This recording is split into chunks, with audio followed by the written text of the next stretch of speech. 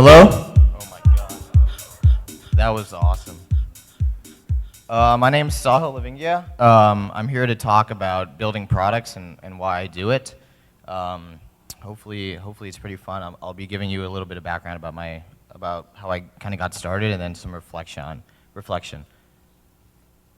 So I build products. I started off designing actually when I was around 13 years old. My computer that was given to me by the school I went to was pre-installed with Photoshop, and I thought it would be really cool to play around with this $2,000 piece of software. So I did. I started off designing logos and icons and things like that, and I realized that I really liked doing web stuff. Web, for me was where all the scale was. It was where I could build things that a lot of people saw when I was building logos. One, no one used them, so no one saw them, but it just didn't really have the scale that the web has. But I soon got pretty tired of it. I realized that all I was really doing was making pretty pictures. There were cool images, but I wasn't really creating anything that anyone could use that would make anyone's lives better. So I learned to code. I started off with mobile, actually, this time. I just felt that mobile was really cool because it was just so much more tangible than the web. It was really cool to hold a phone in your hand and be like, this is what I made. And, it really felt like the phone was made for it. So I learned to code. Soon after, I realized that actually, the web is super important, and almost every app that I built really needed a web component. So I learned how to code for the web too.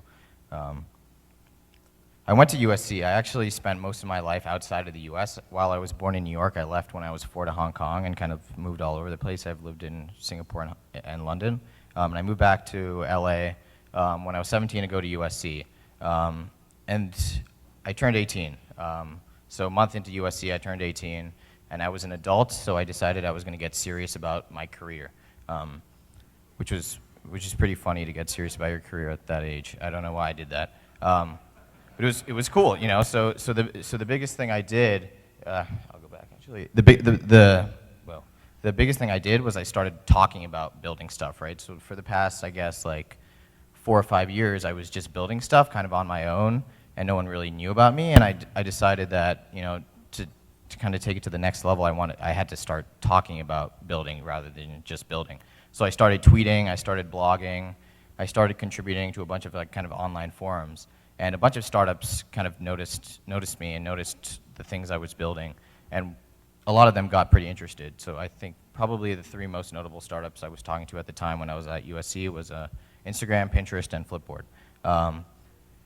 And I kind of, I realized that my plan originally was to get a degree, spend 4 years, get a degree, spend a couple years working at a startup or kind of a mid-sized company, and then start my own company. And I was like, that's a long time to figure out if I'm going to be any good at starting a company, right? I have no idea. I'm not going to spend 7 years of my life waiting to figure that out. What happens if I'm not any good and then I need to, figure out another career path? So I left and joined Pinterest. I joined Pinterest for 2 reasons. One is I really like the product and the team. They're super nice guys, and I really liked the product, and I felt like there was an actual business model behind it. And the second reason was it was just super early and super small. So a lot of people, especially venture capitalists, are like, why did you pick Pinterest? How did you know about Pinterest before any of us did? Because they all missed out and now they hate themselves. And those are the reasons, it was just, they're really nice guys. I thought I would have a lot of fun, and I thought I would learn a lot. And so I joined them as the kind of number 2 person. And there I did a bunch of stuff, right? I did a bunch of mobile stuff because that's kind of what I was the best at, and I also did a bunch of design stuff for the web. And I also kind of tinkered around in the back end. As typical early employees do, you have to wear a lot of hats. And then I left. I learned a lot, and I had a ton of fun, and I saw it go from 5 to 10,000 users to a lot more than 5 to 10,000 users. And I felt like I knew enough to kind of start a company, but I was missing one thing, right? The reference point I had was just a reference point. It was a 1. It was a dot. And if you have a dot, you can't really compare it to anything. So I worked with the turntable.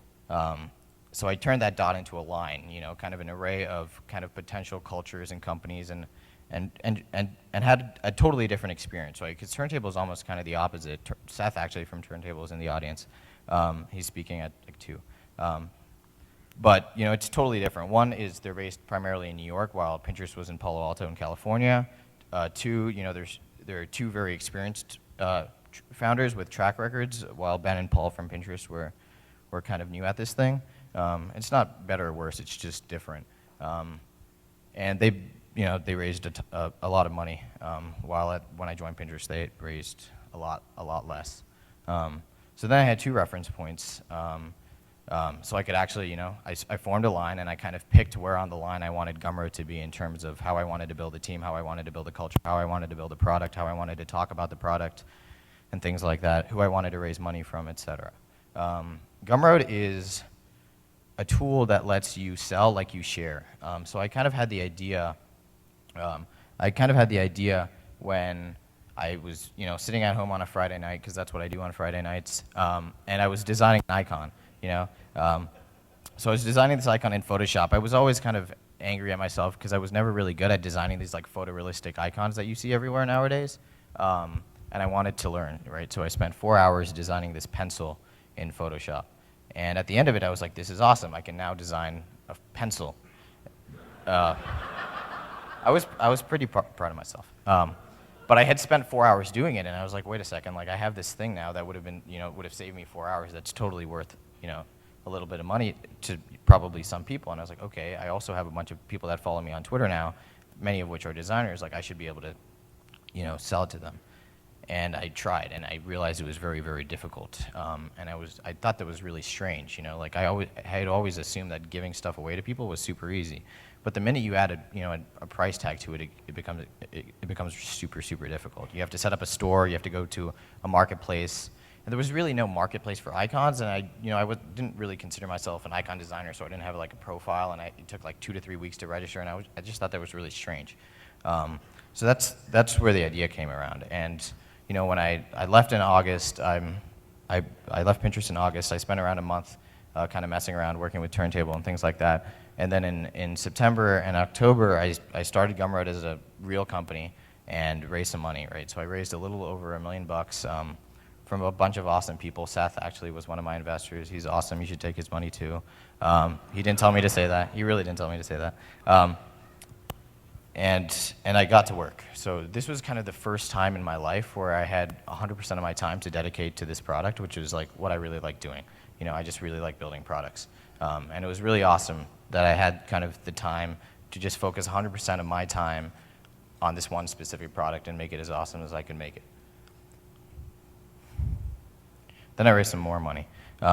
So I launched in February of this year, and it went really well. A lot of people really liked what we were doing, and I think it solved a real problem for a lot of people. So I got some market validation, as they say, and raised a little more money. So I raised around $7 million from Kleiner Perkins.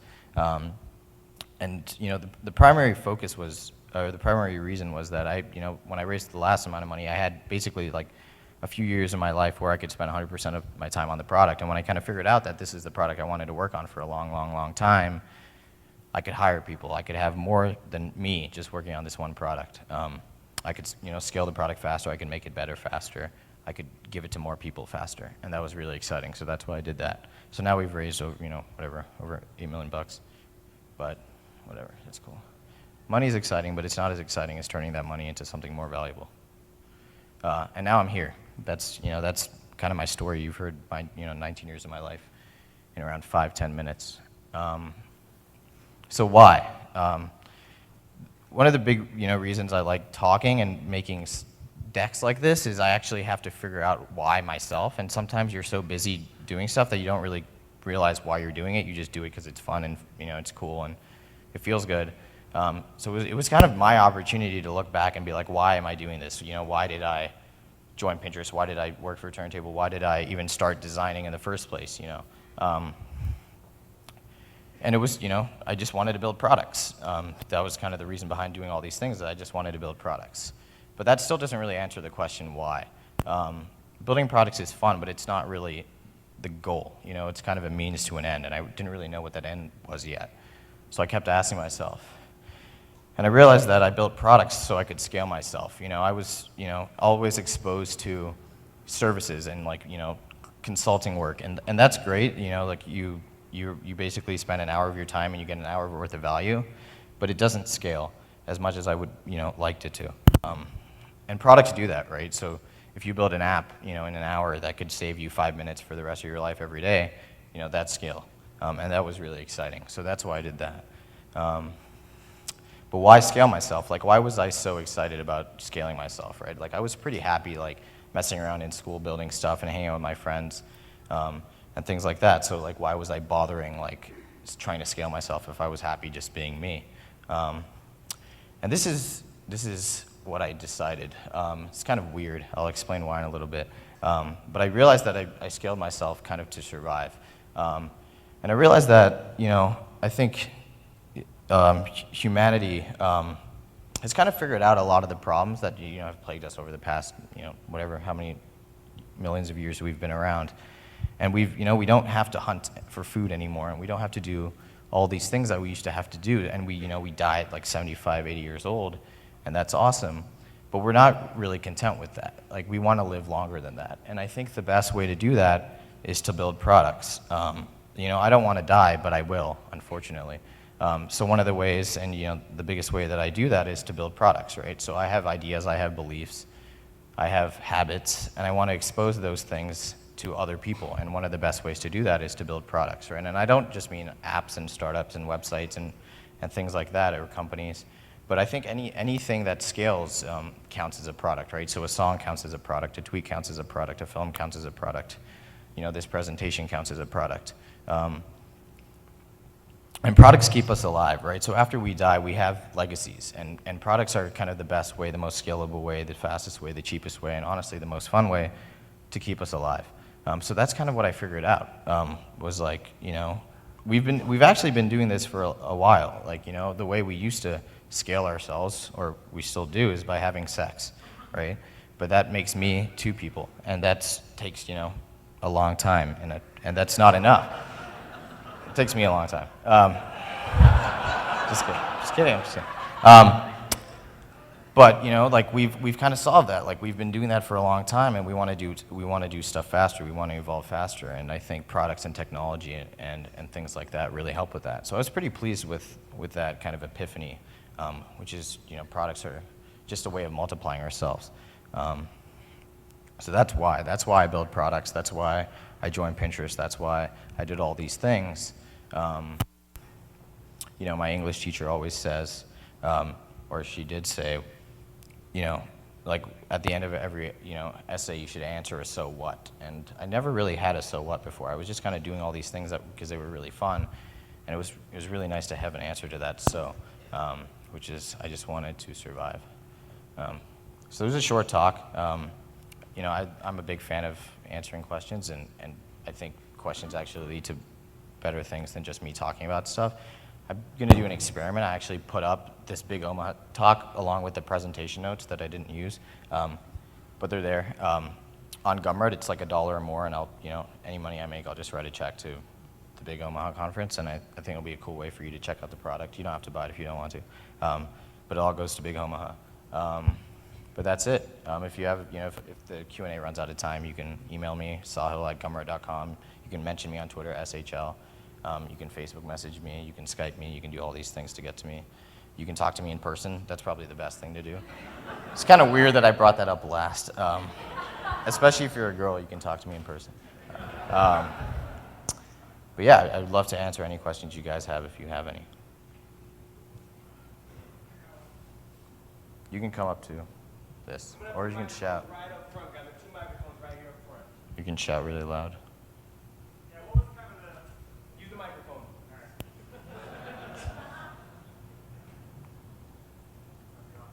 It's going good. How are you? Nice to meet you. I can hear you, and I can repeat your question, or you can come up. So what was the inflection point, I guess, at Pinterest for you guys? So yeah, this is a good question. So there's kind of two theories. Oh yeah, oops. You said when was the inflection point that Pinterest kind of exploded? I don't really think there was one actually. Like even when I joined, we had 5,000 users, and I guess the public number is in January of 2011, so around a year and a bit ago, we had 40,000 users. So that wasn't a lot for being at it for a little while. But we also had tens of millions of page views. So we had tons of engagement, and it was going up every month. So we were pretty happy with it, and there was really no inflection point. It's always been growing 40 to 80% every month since since it kind of got started. So sorry if that doesn't answer the question, but I think if you build the most natural products that just work so well, they just have a nice curve that there's no real hockey stick. Like I think even if you look at things like Twitter, the inflection point actually happens with a change in the product. It's not like it just randomly happens. Yeah, that's my answer. So as an early stage company that's raised a lot of money, Yeah. how did you make that decision? What's that going to help you do that you couldn't do otherwise? How big is the company, and at what point will you start to make revenue and become a self-sustaining company? Yeah. So the great thing about Gumroad, and this is actually one of the big reasons I wanted to work on this product, was we make money just like our users make money. So we take 5%. So if our users make $100 million, we make $5 million. So we're actually making revenue right now. So if you buy that thing for $1, we get 5 cents. Awesome. So that's how we make money. And the reason I decided to raise a lot of money comparably, I guess, to a lot of startups at this stage, where 3 people, is mainly because one, we could, and the market is really good right now, and you have no idea how good the market's going to be in 6 months. So that was a big part of it. And two is just like, I think I've gotten pretty okay at building products, but I had no idea how good I would be at building teams or building companies, and that's one of the things I think I might need help with in the future. And one of the things that raising money let me do is I got to get Mike Abbott from Kleiner Perkins on my board. So he's going to help me. I talk to him probably every day. I see him in person twice a week, and he's going to help me do the things that I have no idea if I can do or not yet. So that's the bigger part of it. Money is almost commoditized nowadays. Especially if you're in the Valley, it's not too difficult to raise money. So for me to do it, I really wanted a lot of kind of additional benefits to doing it, and which I think I got. So that's why I did it. So you talked a little bit in your talk about how you moved around a lot and were in a lot of different areas. I'm just kind of curious, if at all, what your environment had to do with you choosing to start building, if there was help there that might not be around in the Midwest areas, and perhaps more importantly, how we could start to build that stuff around here so that people can start younger and younger and actually start building. Yeah, so I think the biggest thing that moving around gave me is just it just destroyed my assumptions that I ever had. I moved around on average every 2 to 3 years, right? So every time I moved, I would get exposed to a whole new cultures, whole new governments, whole new places, and what people did for fun. And I think what happens when you live in the same place for a long time, and when you work for a company for a long time, you just build up these assumptions on how things are done. And I think the fact that I moved around so much is every 3 years I got slapped in the face with something I had no idea about. The way addresses work in Japan is totally different from the UK, is totally different from the US. And that there's swear words, you can say words here that are totally fine that aren't totally fine in other countries, and vice versa. And you can apply that to how companies are built, how teams work, how management is done. So I think that's probably the biggest benefit. Is hopefully I'm just a lot more open-minded than I would have been if I just kind of stuck around in New York. Because every time I've been closed-minded, it didn't. I got punched in the face by some assumption that I shouldn't have made. So yeah, I think it definitely helped a lot. I don't know how you would bring it here. I would say I would travel. I would go to new places. This is the first time I've actually been in Omaha. So I'm doing the same thing. I don't think assumptions, you don't have to break assumptions by moving where you live.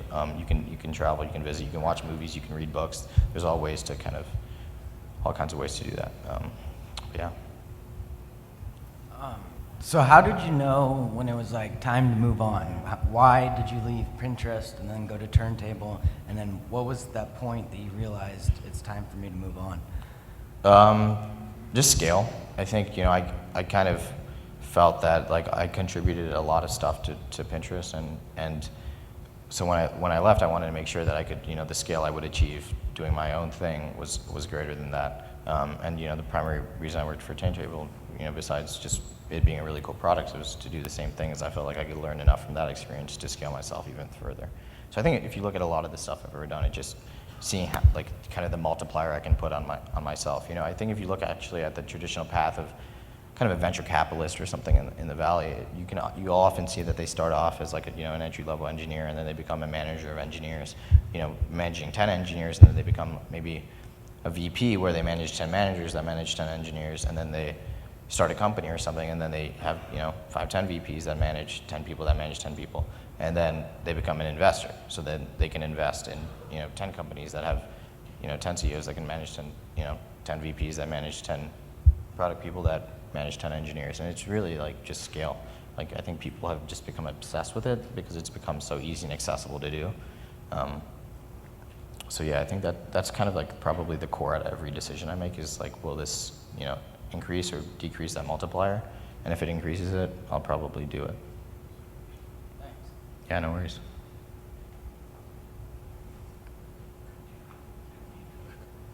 Thanks, Marcus. I think what's undervalued a lot, especially in the Valley and San Francisco, is culture. What do you look at as far as culture for your own company, and how are you trying to cultivate that so this can extend past what it is right now? Yeah, I think culture is super important. For me, the first thing about culture is just like I would want to be in this company. I think that I have a lot of friends that have founded companies that have gone pretty big now, and they don't really like working there anymore, and that kind of sucks. Like one of the big reasons people start companies is so they can start a company that they would like working for, and a lot of the times it grows too fast or something, and you kind of lose track, and it's it's no longer fun to work for, even if you started the company yourself. So I want it to be fun. I want it to be a place where I can work, and where people like me can work too. And then the other thing is just I want to learn a lot. Like even I was learning a lot at Pinterest. I was learning a lot at Turntable, but I think I can learn a lot from Gumroad. Just by hiring people that are way smarter than me in certain areas. And that's kind of how I build it. And I think if you do that, it's kind of selfish actually. I say this a lot. I think I'm a super selfish person. I build products that improve my life. I want to work with people that will make me smarter and let me have more fun. And it just so happens that by doing that, it's more fun for everyone. But really, I think if you look at a lot of companies, they're just scaled versions of the founding team. If you look at almost every startup, the founder will try to expand their beliefs, their habits to everyone in the company. And I don't think that's a bad thing at all. A lot of people think that's kind of weird that you're doing that, but it's like you want to work at a company where you agree with the founder on 99% of the things. I think it's actually really healthy. Hi, my name's Antonio. I'm the moderator. Nice to meet you. Nice to meet you again. My question for you is something I talked about earlier today, is surrounding yourselves with people who make you better. Tell me a little bit about the people you surround yourself with who challenge you and really make your products better. Yeah, so I think primarily I'm a designer and I'm an okay engineer. So first of all, I try to make myself a better engineer. I've since I guess I was 13 or so, I wanted to build products very specifically by myself. I wanted to have the ability to look at any product on the planet and be like, I should have the ability to build that by myself. One, selfish, and two, it's just faster. You don't have communication overhead. You don't have to raise money if you don't want to. You don't have to hire anyone. If you have the ability to do everything yourself, especially for the kind of prototype. So I try to find people. I look at all the skills that I suck at, and I try to find people that don't suck at them as much as I do, and try to hire them and work with them. And it's not just employees. It's investors too. It's advisors. It's friends. It's people that I reply on Twitter or read their blogs. There's all sorts of ways, especially with the scale of the internet, is that you can surround yourself with people without actually having to be next to them, which I think is super, super powerful. You said something earlier that really blew me away, and having interviewed so many entrepreneurs and folks who have raised so much capital over the years.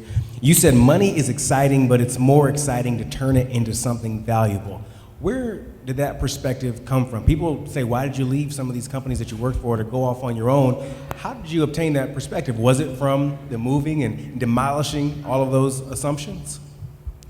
Maybe. I think I've been asked this a few times, and one of the things I kind of realized was I was one of the few kids that didn't have an allowance.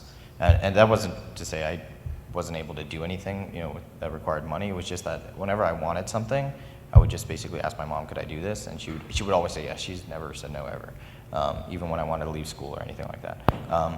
But what it does is it makes me kind of qualify in my head before I ask her, because I don't want to sound like an idiot for buying stupid things for a lot of money. So I think since a pretty young age I had this qualifier, not with money itself, but with the value it gets and kind of the proportion, right? So if something's really super fun and it costs $1, it's way more worth than something that might be free and make your life shittier. You know, I think actually, like, you know, yeah, I mean, that's basically, I think that's like the one thing that really stuck out to me. It's just like something that I was brought up pretty differently than a lot of other people that I've talked to. It's just that fact. So I think that might have played a part. And then, yeah, maybe, you know, moving around, like, you get exposed to so many different cultures that you realize, like, the most fun things to do don't actually require a lot of money to do. You know, so I think the most fun thing I do is every Saturday, I try to meet as many people as possible. And that is free. You know, meeting people is pretty free.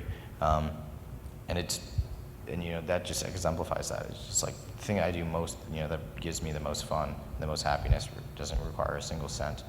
So I've never really been that attached to money. I've also been, you know, pretty fortunate that I haven't had to, you know, have a 9-to-5 job. You know, my first job was Pinterest. And, you know, I hopefully will never have to work for someone ever again. So I think that, you know, it's kind of unfair almost. Hey, Zach Wilson from Chicago. Excuse me. Nice.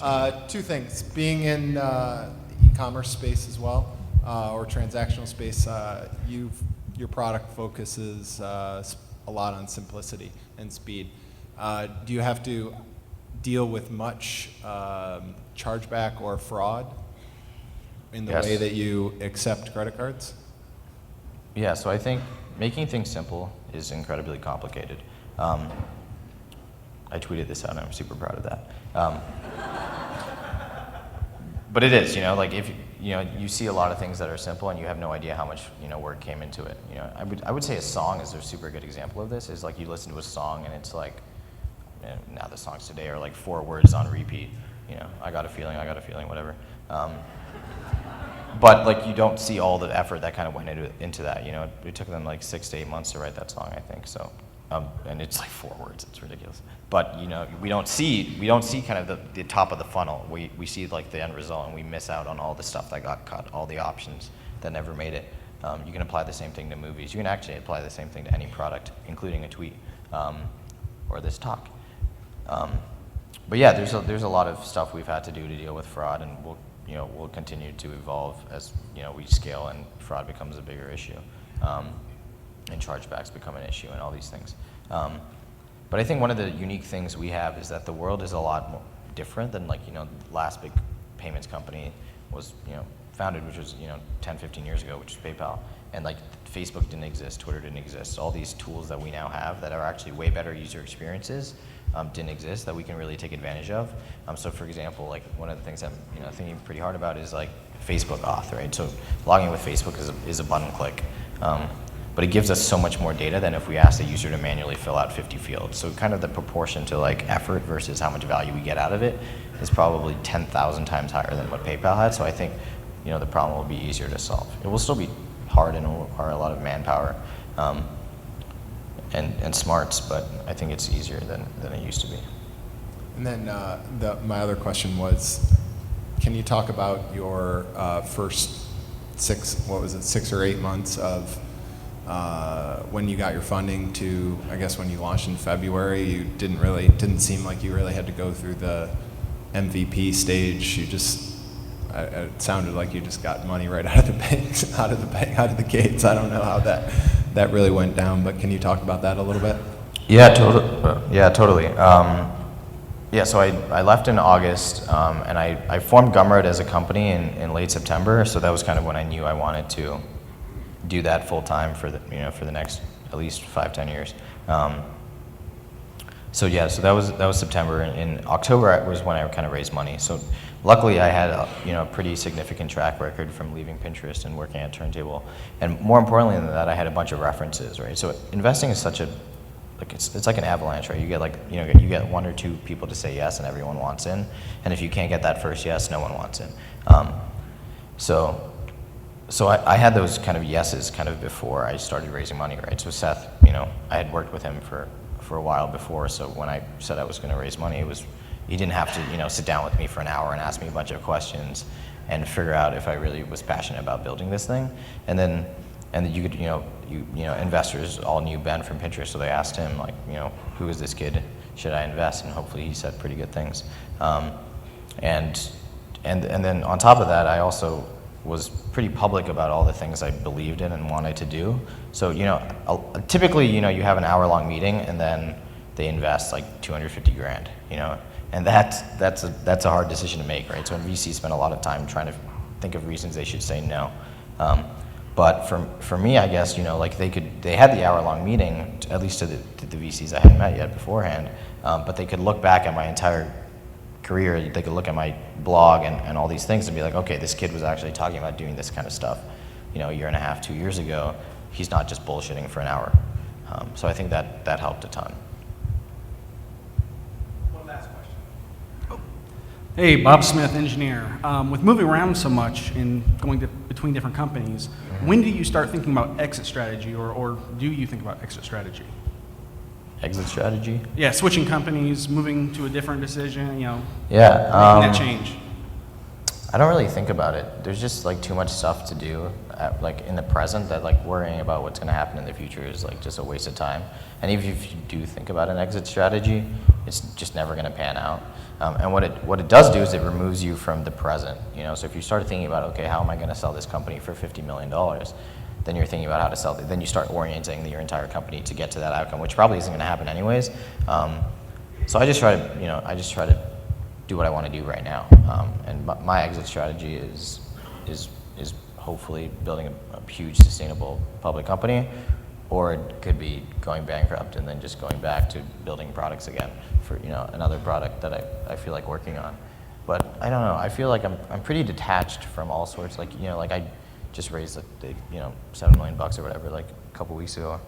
Actually, it was announced on Monday, and I was like looking at the bank account, and I was doing payroll, so I opened up Bank of America, and then I went to payroll, and then I was like, wait a second, and I went back to the front page. I was like, oh, it's a lot of money, but I didn't really think about it. It's just money is like money. It doesn't really do anything until you use it for something. So it's never really affected me in any way. So I just kind of do what I want for fun, and I wake up and work on the product, and if I find a cool engineer on Twitter, I tweet at him or email him, or sit down coffee with him, or I answer emails and talk to customers. I just kind of do what I feel like doing. It's very gut instinct based, and it's because I want to scale myself, right? So I want to do things that me myself want to do. I don't want to do things that will make my investors happy or will make other people happy. I just want to make I said I'm a very selfish person, and I think if you really want to build these big companies that a lot of you hopefully want to build,